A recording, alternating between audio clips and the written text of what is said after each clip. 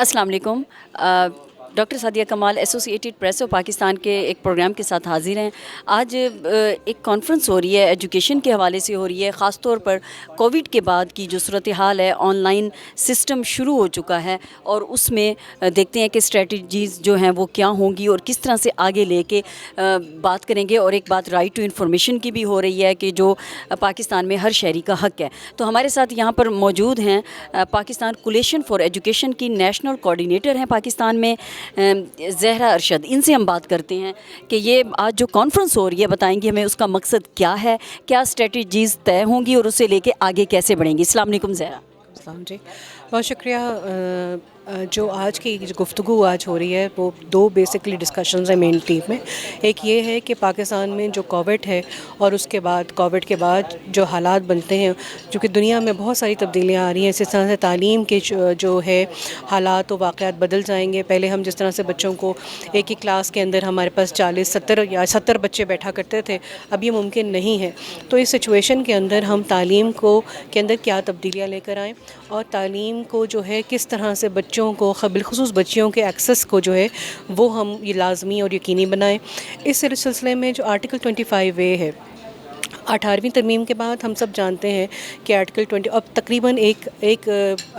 10 साल गुजर चुके हैं सारे उसको आर्टिकल को 18वीं तरमीम को हुए हुए। बदकिस्मती पाकिस्तान की ये है कि हमने अभी तक इसका जो इम्प्लीमेंटेशन है वो अभी तक नहीं की है। रूल्स को नोटिफाई होकर इसको इम्प्लीमेंट होना था, जो अब तक नहीं हुआ। इसी तरह से हमने जो है अब स्कूलों के अंदर जब हमने स्कूल्स तो खोल दिए हैं, लेकिन अब हम ये भी जानते हैं कि साथ साथ स्कूल्स बंद भी होते चले जा रहे हैं। और हमें ये पता है कि इस्लामाबाद से लेकर बलूचिस्तान के पसमानदा तरीन इलाकों में स्कूल इस वक्त जो हैं वो बंद हो रहे हैं। क्या वजह बन रही है कि SOPs फॉलो नहीं हो रहे। और SOPs कैसे फ़ॉलो होंगे जब आप वहाँ पर जो है प्रॉपर किट्स नहीं देंगे, आप वहाँ बच्चों के अंदर वो शऊर नहीं देंगे, तो वो किस तरह से इस सारी तालीम के प्रोसेस में चल सकेंगे।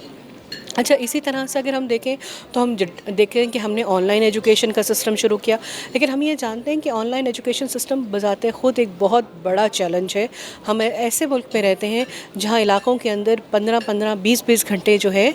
इलेक्ट्रिसिटी नहीं है, बिजली नहीं है। अगर वहाँ बिजली है तो इंटरनेट नहीं है, अगर इंटरनेट है तो वो बहुत स्लो है। और अगर ये सारी चीज़ें मौजूद भी हैं तो लोगों को मालूम नहीं है कि वो ज़ूम को किस तरह इस्तेमाल करें, वो और सॉफ्टवेयर को किस तरह इस्तेमाल करें, इवन स्काइप लोगों को नहीं पता। जब ये सिचुएशन होती और अगर मालूम है तो पेरेंट्स पे मॉनिटरिंग कैसे करेंगे। आपने बच्चों को एक्सेस तो दे दिया, लेकिन जो वालिदैन का जो उसके ऊपर रोल है वो बहुत इम्पॉर्टेंट है। तो डिजिटल लिटरेसी और फिर उसके साथ साथ उसकी प्रोविज़न ऐसे जगहों पे जहाँ पे तालीम जो है हमारे पास अभी लैब्स, अब हम लैब्स कैसे करेंगे। हमने बच्चों को जो साइंस में बच्चे पढ़ रहे हैं उनकी लेबॉर्ट्री, उनके वो एक्सपेरिमेंट्स क्या करेंगे, कैसे करेंगे। तो ये बहुत सारे इशू। अच्छा, फिर उसके साथ एक और बड़ा इशू है जो वो ये है कि तालीम, किस तालीम की हम बात करते हैं। क्या हमने टेक्स्ट बुक्स पढ़ानी है और उससे रिज़ल्ट लेना है और उसके आउटकम्स निकालने, या हम ये चाहते हैं कि हमारे बच्चे जो हैं वो तालीम वो हासिल करें जो उनके ज़हनी शऊर को बेदार करे, उनमें सवाल करने की सलाहियत और जवाब तलाशने की जो है कैपेसिटी को जो है इंक्रीज़ करे। अब इस सिचुएशन के अंदर हम ये देखते हैं कि हमारी तालीम इन तमाम चीज़ों से मुबर्रा है। जो हमारा टेक्स्ट बुक है, जो हमारा सिस्टम है, वो इस सारी चीज़ के साथ नहीं है। अब उस सिचुएशन के अंदर हम ये देखते हैं कि हमने SDGs के ऊपर भी बात की है। हम SDGs के गोल 4 जो एजुकेशन का है वो पाकिस्तान की प्रायोरिटी है। अब उस प्रायोरिटी को हासिल करने के लिए अगर आप ह्यूमन राइट्स की बात नहीं करते, पीस की बात नहीं करते, आप सिटीज़नशिप की बात नहीं करते, आप सिविक एजुकेशन की बात नहीं करते, तो फिर तालीम के अंदर एक बहुत बड़ा एक फुकदान मौजूद रहेगा जो हम तालीम अपने बच्चों को स्कूलों में दे रहे हैं। क्वालिटी एजुकेशन का मतलब ये नहीं है खाली, ये बहुत ज़रूरी है कि बच्चों को लिखना पढ़ना आए, लेकिन उसके साथ साथ वो बाशऊर और ज़िम्मेदार शहरी कैसे बने। तालीम उसका बुनियादी फ़वाइद उसी वक्त हासिल होंगे, मुआशरा हमारा तरक्की की तरफ उसी तरफ जाएगा। तो ये बताइएगा ज़हरा जी,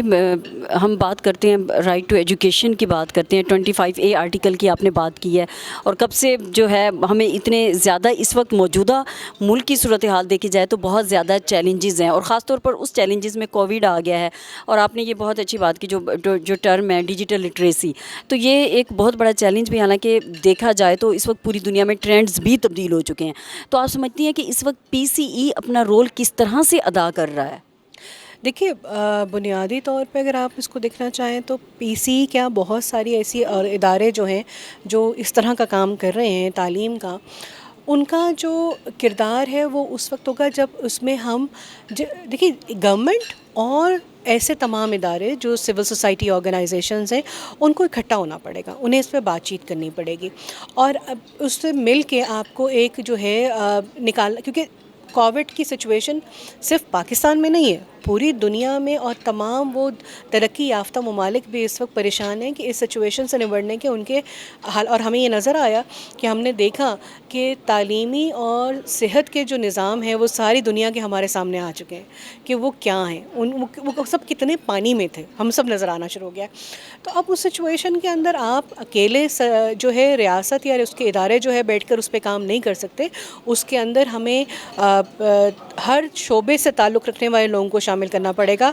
تعلیم کو صحت کے ساتھ، تعلیم کو غربت کے ساتھ، تعلیم کو صفائی کے ساتھ، تعلیم کو ماحول کے ساتھ، تعلیم کو ڈیجیٹل لٹریسی کے ساتھ، اور ہم جو کہ ڈیجیٹل پاکستان بنانے کا اس حکومت نے کہا ہے، تو ان تمام کے ساتھ آپ کو تعلیم کو بنیادی فوقیت دینی پڑے گی اور اس کو مرکزی حیثیت دینی پڑے گی، اور جب آپ وہ دیں گے تبھی آپ اس معاشرے کے اندر اس وقت کے جو چیلنجز ہیں ان سے نبرد آزما ہو سکتے ہیں۔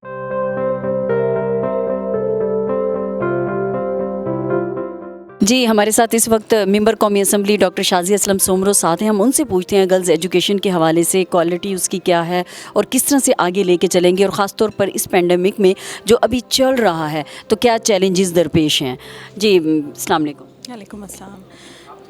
آج جو گفتگو ہوئی ہے گرلز ایجوکیشن کے حوالے سے، تو آپ کیا سمجھتی ہیں کہ گرلز ایجوکیشن کے لیے کیا ایشوز ہیں اور ان کو کس طرح سے سالو کیا جا سکتا ہے؟ دیکھیں، سب سے زیادہ جو مین پرابلم ہوتی ہے وہ یہ ہوتی ہے کہ بچیاں جو ہیں وہ پیرنٹس کے لیے ایک رسپانسبلٹی ہوتی ہے کہ ان کی سیفٹی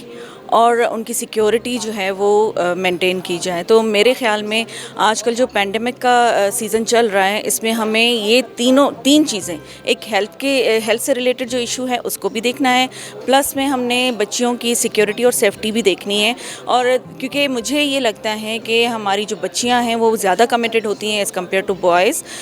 میں بوائز کو ڈسکریج نہیں کر رہی ہوں، وہ ہوتے ہیں، وہ بھی ہوتے ہیں، لیکن میرے خیال میں جو لڑکیاں ہوتی ہیں وہ زیادہ کمیٹڈ ہوتی ہیں، اور ان کو میں سپورٹ بھی کرتی ہوں، اور اس چیز پہ زیادہ میں یہ کرنا چاہوں گی کہ ہمیں جتنا ہو سکتا ہے ہم بچیوں کی سیفٹی، سیکیورٹی اور ہیلتھ کے جو پریکاشنز ہیں اس کے دائرے میں رہتے ہوئے ہم ان کو ایجوکیشن پرووائڈ کریں، اور نہ صرف اسٹوڈنٹس کی بلکہ ٹیچرس کے بھی جو پرابلمس ہیں ان کو دیکھتے ہوئے ان کو بھی سالو کریں۔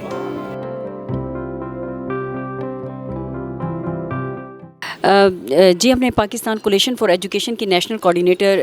زہرا ارشد سے بات کی، اور ان کا یہ کہنا تھا کہ رائٹ ٹو ایجوکیشن جو ہم دیکھتے ہیں کہ 25A آرٹیکل ہے وہ بہت ضروری ہے کہ اس پر عمل کیا جائے، اور خاص طور پر اس کووڈ کے بعد صورتحال بہت تبدیل ہوئی ہے، اور اس تبدیلی میں بھی ہمیں تعلیم کو پریورٹی پہ، اولویت پہ رکھنا ہے۔ اگرچہ اسکول کھل بھی گئے ہیں اور PCE جو ہے وہ بھی اپنا متحرک طور پہ کام کر رہا ہے، گرلز ایجوکیشن پہ فوکس ہے، لیکن اس کے باوجود